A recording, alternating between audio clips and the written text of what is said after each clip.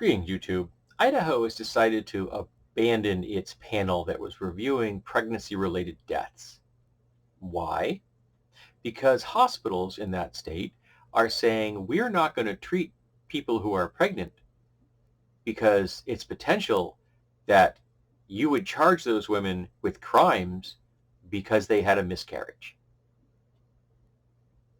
Because sometimes pregnancies go south. Sometimes miscarriages happen through no fault of anyone's, through no fault of the person carrying the fetus, through no fault of their medical teams. There's sometimes pregnancies just go bad, just like sometimes it becomes an ectopic pregnancy. Half of all fertilized eggs are flushed out of women's bodies automatically. They never know they're pregnant. I guess God doesn't care about them. But the state had decided that it's better off that they stopped trying to pin crimes on women who've had miscarriages rather than not let any women have any kind of maternal care, particularly as when you see the degree of maternal mortality rate in America is abysmal. We are the worst amongst the developed nations. And it's worse in the red states.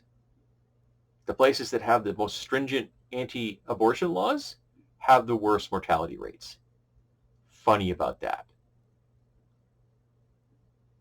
So I'm glad Ohio's doing this. I would also be more glad that every single state in America had a 24-week cutoff point for pregnancy, for abortions, and that they said flat out, if you wanted an abortion, we don't care why.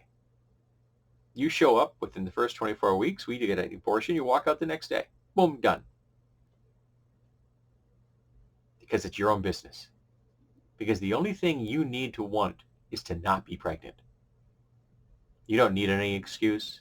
It doesn't have to be because of a crime or because it was incest or because of any other reason. It doesn't be because the fetus is not in healthy condition or because the mother's life is in danger. No.